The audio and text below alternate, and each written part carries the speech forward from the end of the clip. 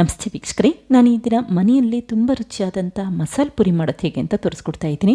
ಹೀಗಿದ್ದರೂ ಚಳಿಗಾಲ ಶುರುವಾಗಿದೆ, ಸಂಜೆ ಆಯಿತು ಅಂದರೆ ಸಾಕು ಚಳಿ ಕೂಡ ಹೆಚ್ಚಾಗುತ್ತೆ. ಬಿಸಿ ಬಿಸಿಯಾಗಿ ಏನಾದರೂ ತಿನ್ನಬೇಕು ಅನ್ನಿಸ್ತಾ ಇರುತ್ತೆ. ನೀವು ಹೊರಗಡೆ ಹೋಗಿ ಜಾಸ್ತಿ ದುಡ್ಡು ಕೊಟ್ಟು ಈ ರೀತಿ ಮಸಾಲೆ ಪುರಿ ತಿನ್ನೋದಕ್ಕಿಂತ ಮನೆಯಲ್ಲೇ ಕಡಿಮೆ ಖರ್ಚಿನಲ್ಲಿ ಆರೋಗ್ಯಕರವಾಗಿ ಮಸಾಲೆ ಪುರಿ ಮಾಡಿ ನೋಡಿ, ತುಂಬಾ ರುಚಿಯಾಗಿರುತ್ತೆ. ಮನೆಯವ್ರಿಗಂತೂ ತುಂಬಾ ಇಷ್ಟ ಆಗುತ್ತೆ. ಹಾಗೆ ನಿಮಗೆ ಈ ವಿಡಿಯೋ ಇಷ್ಟ ಆದರೆ ಪ್ಲೀಸ್ ವಿಡಿಯೋನ ಲೈಕ್ ಮಾಡಿ ಮತ್ತು ಚಾನಲ್ಗೆ ಸಬ್ಸ್ಕ್ರೈಬ್ ಮಾಡಿ. ಈಗ ಮಸಾಲೆ ಪುರಿ ಮಾಡೋದು ಹೇಗೆ ಅಂತ ನೋಡ್ಕೊಳ್ಳೋಣ ಬನ್ನಿ. ಮೊದಲಿಗೆ ನಾನಿಲ್ಲಿ 1 ಕಪ್ಪಷ್ಟು ಒಣ ಬಟಾಣಿನ 6 ಗಂಟೆ ಕಾಲ ನೀರಿನಲ್ಲಿ ನೆನೆಸಿಟ್ಕೊಂಡಿದ್ದೀನಿ. ನೋಡಿ, ಬಟಾಣಿ ಈ ರೀತಿ ದಪ್ಪಾಗಬೇಕು, ಆವಾಗ ಚೆನ್ನಾಗಿ ನೆಂದಿದೆ ಅಂತ ಅರ್ಥ. ಈಗ ನೀರನ್ನು ಶೋಧಿಸಿಟ್ಕೊಂಡು ಈ ನೆನೆಸಿರುವಂಥ ಬಟಾಣಿನ ಹಾಗೆ ಎತ್ತಿಟ್ಕೊಳ್ಳಿ. ನಂತರ 2 ಮೀಡಿಯಮ್ ಸೈಜ್ ಆಲೂಗೆಡ್ಡೆನ ನೀರಿನಲ್ಲಿ ತೊಳೆದು ಸಿಪ್ಪೆ ತೆಗೆದು ಎತ್ತಿಟ್ಕೊಂಡಿದ್ದೀನಿ. ಈಗ ಈ ನೆನೆಸಿರುವಂಥ ಬಟಾಣಿನ ಒಂದು ಕುಕ್ಕರ್ಗೆ ಹಾಕಿದರೆ 2 ಮೀಡಿಯಮ್ ಸೈಜ್ ಆಲೂಗೆಡ್ಡೆನ ಕಟ್ ಮಾಡಿ ಹಾಕ್ಕೊಳ್ತಾ ಇದ್ದೀನಿ. ನಂತರ ಬಟಾಣಿ ಮತ್ತು ಆಲೂಗೆಡ್ಡೆ ನೀರಿನಲ್ಲಿ ಮುಳುಗಬೇಕು ಅಷ್ಟು ಪ್ರಮಾಣದಲ್ಲಿ ನೀರನ್ನು ಹಾಕೊಳ್ಳಿ. ಈಗ ಅರ್ಧ ಟೀ ಸ್ಪೂನಷ್ಟು ಉಪ್ಪು ಹಾಕಿ ಲಿಡ್ ಕ್ಲೋಸ್ ಮಾಡ್ಕೊಳ್ತಾ ಇದ್ದೀನಿ. ನಂತರ 3 ರಿಂದ 4 ವಿಷಲ್ ಕೂಗಿಸಿಟ್ಕೊಳ್ಳಿ. ಬಟಾಣಿ ಚೆನ್ನಾಗಿ ಬೆಂದಿರಬೇಕು, ಅಲ್ಲಿವರೆಗೂ ಬೇಲಿಕಿಟ್ಕೊಳ್ಳಿ. ನಂತರ ತಕ್ಷಣವೇ ಸ್ಟವ್ ಆಫ್ ಮಾಡಿಕೊಂಡು ಕುಕ್ಕರ್ನ ತಣ್ಣಗಾಗಲಿಕ್ಕೆ ಹಾಗೆ ಇಡ್ತಾ ಇದ್ದೀನಿ. ನಾನಿಲ್ಲಿ ಹಸಿರು ಬಣ್ಣದ ಒಣ ಬಟಾಣಿನ ಉಪಯೋಗಿಸ್ಕೊಂಡಿದ್ದೀನಿ. ನೀವಿಲ್ಲಿ ಬಿಳಿ ಬಣ್ಣದ ಒಣ ಬಟಾಣಿ ಕೂಡ ಉಪಯೋಗಿಸಬಹುದು. ನೋಡಿ, ಕುಕ್ಕರ್ ತಣ್ಣಗಾದ ನಂತರ ಲಿಡ್ ಓಪನ್ ಮಾಡಿಟ್ಕೊಂಡಿದ್ದೀನಿ. ನೋಡಿ, ಬಟಾಣಿನ ಈ ರೀತಿ ಕೈಯಲ್ಲಿ ಪ್ರೆಸ್ ಮಾಡಬೇಕಾದ್ರೆ ಸಾಫ್ಟ್ ಆಗಿರಬೇಕು, ಅಷ್ಟು ಸಮಯ ಚೆನ್ನಾಗಿ ಬೇಯಿಸಿಟ್ಕೊಳ್ಳಿ. ಬಟಾಣಿ ಗಟ್ಟಿ ಇರಬಾರ್ದು, ಚೆನ್ನಾಗಿ ಸಾಫ್ಟ್ ಆಗಬೇಕು, ಅಲ್ಲಿವರೆಗೂ ಬೇಯಿಸಿಟ್ಕೊಂಡ್ರೆ ಸಾಕು. ಈಗ ಈ ಬೇಯಿಸಿರುವಂಥ ಆಲೂಗೆಡ್ಡೆ ಮತ್ತು ಒಂದು 4 ಟೇಬಲ್ ಸ್ಪೂನಷ್ಟು ಬೇಯಿಸಿರುವಂಥ ಬಟಾಣಿನ ಒಂದು ತಟ್ಟೆಗೆ ಸಪ್ರೇಟಾಗಿ ಎತ್ತಿಟ್ಕೊಂಡಿದ್ದೀನಿ. ನಂತರ ಈ ರೀತಿ ಕೈಯಲ್ಲಿ ಮ್ಯಾಶ್ ಮಾಡಿಟ್ಕೊಳ್ಳಿ. ರುಬ್ಬೋದೇನು ಬೇಡ, ಈ ರೀತಿ ಕೈಯಲ್ಲಿ ಮ್ಯಾಶ್ ಮಾಡಿಟ್ಕೊಂಡ್ರೆ ಸಾಕು. ಮತ್ತು ತುಂಬ ನುಣ್ಣಗಾಗಬೇಕು ಅಂತೇನೂ ಇಲ್ಲ. ಈ ರೀತಿ ಬಟಾಣಿ ಕೂಡ ಸ್ವಲ್ಪ ತರಿತರಿಯಾಗಿ ಮ್ಯಾಶ್ ಮಾಡಿಟ್ಕೊಂಡ್ರೆ ಸಾಕು. ಈಗ ಈ ಮ್ಯಾಶ್ ಮಾಡಿರುವಂಥ ಆಲೂಗೆಡ್ಡೆ ಮತ್ತು ಬಟಾಣಿನ ಹಾಗೆ ಎತ್ತಿಟ್ಕೊಳ್ತಾ ಇದ್ದೀನಿ. ನಂತರ ಉಪಯೋಗಿಸ್ಕೊಳ್ಳೋಣ. ಇದೇ ಸಮಯದಲ್ಲಿ ಒಂದು ಮಿಕ್ಸಿ ಜಾರ್ಗೆ ಮೀಡಿಯಮ್ ಸೈಜ್ ಈರುಳ್ಳಿನ ಕಟ್ ಮಾಡಿ ಹಾಕ್ಕೊಳ್ತಾ ಇದ್ದೀನಿ. ನಂತರ ನಾನಿಲ್ಲಿ 1 ಇಂಚಷ್ಟು ಉದ್ದದ ಶುಂಠಿ ಹಾಕಿದರೆ 10 ರಿಂದ 12 ಬೆಳ್ಳುಳ್ಳಿ ಎಷ್ಟನ್ನು ಹಾಕ್ಕೊಂಡಿದ್ದೀನಿ. ಹಾಗೆ 5 ಹಸಿರು ಮೆಣಸಿನ್ಕಾಯಿನ ಕಟ್ ಮಾಡಿ ಹಾಕಿದರೆ 1/4 ಟೀ ಸ್ಪೂನಷ್ಟು ತರಿತರಿಯಾಗಿ ಕುಟ್ಟಿರುವಂಥ ಚಕ್ಕೆ, ನಂತರ 2 ಲವಂಗ ಹಾಕ್ಕೊಂಡಿದ್ದೀನಿ. ಈಗ ಒಂದು ಹಿಡಿಯಷ್ಟು ಕೊತ್ತಂಬರಿ ಸೊಪ್ಪು ಹಾಕಿದರೆ ಅದರ ಅರ್ಧ ಭಾಗ ಅಂದರೆ ಅರ್ಧ ಹಿಡಿಯಷ್ಟು ಪುದೀನ ಸೊಪ್ಪು ಹಾಕ್ಕೊಳ್ತಾ ಇದ್ದೀನಿ. ಈಗ 1/4 ಟೀ ಸ್ಪೂನಷ್ಟು ಸೋಂಪು ಹಾಕಿದರೆ ಈ ರೀತಿ ಅರ್ಧ ಟೀ ಸ್ಪೂನಷ್ಟು ಜೀರಿಗೆ ಹಾಕ್ಕೊಳ್ತಾ ಇದ್ದೀನಿ. ನಂತರ ಸ್ವಲ್ಪ ತಣ್ಣೀರನ್ನು ಹಾಕಿ ಆದಷ್ಟು ನುಣ್ಣಗೆ ರುಬ್ಬಿಟ್ಕೊಳ್ಳಿ. ಈಗ ರುಬ್ಬಿರುವಂಥ ಪೇಸ್ಟ್ ರೆಡಿಯಾಗಿದೆ. ನೋಡಿ, ಈ ರೀತಿ ನುಣ್ಣಗೆ ರುಬ್ಬಿಟ್ಕೊಳ್ಳಿ, ಆವಾಗ ಫ್ಲೇವರ್ ಕೂಡ ಚೆನ್ನಾಗಿ ಬರ್ತಾ ಇರುತ್ತೆ ಅಂತಷ್ಟೇ. ಇದೇ ಸಮಯದಲ್ಲಿ ಮತ್ತೊಂದು ಪ್ಯಾನ್ಗೆ 1 ಟೇಬಲ್ ಸ್ಪೂನಷ್ಟು ಎಣ್ಣೆ ಹಾಕ್ಕೊಂಡಿದ್ದೀನಿ.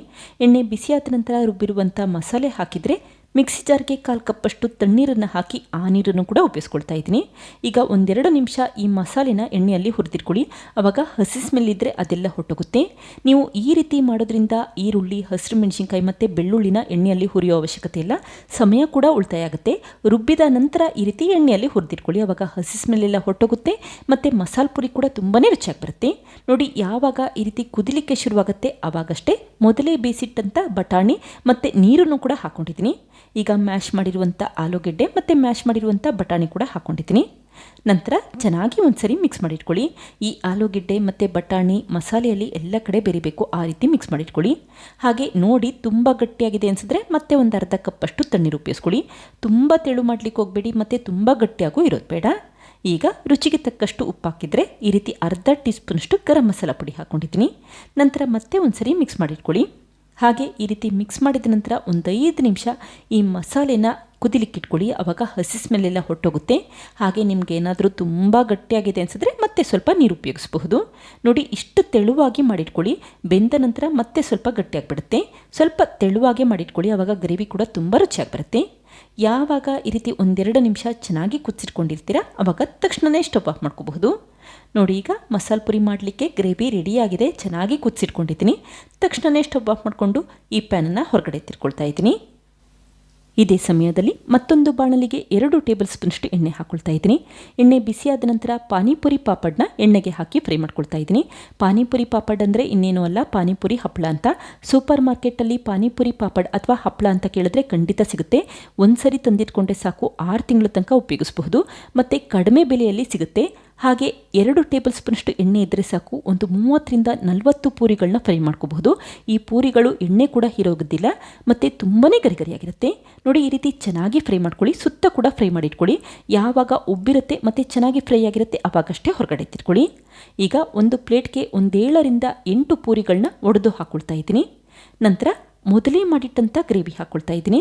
ನೋಡಿ ಗ್ರೇವಿ ಎಷ್ಟು ಚೆನ್ನಾಗಿ ಬಂದಿದೆ, ಪರ್ಫೆಕ್ಟ್ ಆಗಿರುತ್ತೆ, ಹಾಗೆ ತುಂಬಾ ರುಚಿಯಾಗಿರುತ್ತೆ. ಈಗ ಮಾಡಿಟ್ಟಂಥ ಈ ಗ್ರೇವಿನ ಈ ರೀತಿ ಪೂರಿ ಮೇಲ್ಭಾಗಕ್ಕೆ ಎಲ್ಲ ಕಡೆ ಸ್ಪ್ರೆಡ್ ಮಾಡ್ಕೊಳ್ತಾ ಬನ್ನಿ. ನಿಮಗೆ ಎಷ್ಟು ಬೇಕು ಅಷ್ಟು ಪ್ರಮಾಣದಲ್ಲಿ ಗ್ರೇವಿ ಉಪಯೋಗಿಸ್ಕೊಳ್ಳಿ, ಇಷ್ಟೇ ಉಪಯೋಗಿಸ್ಬೇಕು ಅಂತೇನಿಲ್ಲ. ನಂತರ ಸ್ವಲ್ಪ ಸಣ್ಣದಾಗಿ ಹೆಚ್ಚಿರುವಂಥ ಈರುಳ್ಳಿ ಹಾಕಿದರೆ ಸ್ವಲ್ಪ ಸಣ್ಣದಾಗಿ ಹೆಚ್ಚಿರುವಂಥ ಟೊಮೆಟೊ ಹಾಕ್ಕೊಳ್ತಾ ಇದ್ದೀನಿ. ಹಾಗೆ ತುರಿದಿರುವಂಥ ಕ್ಯಾರೆಟ್ ಹಾಕಿದರೆ ಸ್ವಲ್ಪ ನಿಂಬೆ ಹಣ್ಣಿನ ರಸ ಕೂಡ ಹಾಕ್ಕೊಳ್ತಾ ಇದ್ದೀನಿ. ನಾನಿಲ್ಲಿ ಗ್ರೇವಿ ಮಾಡಬೇಕಾದ್ರೆ ಆಮ್ಚೂರು ಪುಡಿ ಅಥವಾ ಯಾವುದೇ ರೀತಿ ಹುಳಿ ಉಪಯೋಗಿಸಿಲ್ಲ. ಕೊನೆಯದಾಗಿ ಈ ರೀತಿ ನಿಂಬೆ ಹಣ್ಣಿನ ರಸ ಉಪಯೋಗಿಸ್ಕೊಳ್ಳಿ, ಆವಾಗ ಮಸಾಲೆ ಪುರಿ ತುಂಬಾ ರುಚಿಯಾಗಿರುತ್ತೆ. ಈಗ ಸ್ವಲ್ಪ ಕೊತ್ತಂಬರಿ ಸೊಪ್ಪು ಹಾಗೆ ಖಾರ ಸೇವನ ಹಾಕ್ಕೊಳ್ತಾ ಇದ್ದೀನಿ. ನೋಡಿ ಮನೆಯಲ್ಲೇ ಮಾಡಿದಂಥ ಮಸಾಲೆ ಪುರಿ ರೆಡಿಯಾಗಿದೆ. ಹೊರಗಡೆ ತರಿಸೋದಕ್ಕಿಂತ ಮನೆಯಲ್ಲೇ ಆರೋಗ್ಯಕರವಾಗಿ ಮಾಡಿ ನೋಡಿ, ತುಂಬಾ ರುಚಿಯಾಗಿರುತ್ತೆ. ನೋಡಿದ್ರಲ್ಲ ಫ್ರೆಂಡ್ಸ್, ಎಷ್ಟು ಸುಲಭವಾಗಿ ತುಂಬ ರುಚಿಯಾದಂಥ ಮಸಾಲೆ ಪುರಿ ಯಾವ ರೀತಿ ಮಾಡಿದೆ ಅಂತ ಗೊತ್ತಾಯ್ತಲ್ವಾ? ನೀವು ಕೂಡ ಟ್ರೈ ಮಾಡಿ ನೋಡಿ, ಖಂಡಿತ ಮತ್ತೆ ಮಾಡ್ತೀರಾ. Thank you. ಲೈಕ್ ಮಾಡಿ ಮತ್ತು ಸಬ್ಸ್ಕ್ರೈಬ್ ಮಾಡಿ.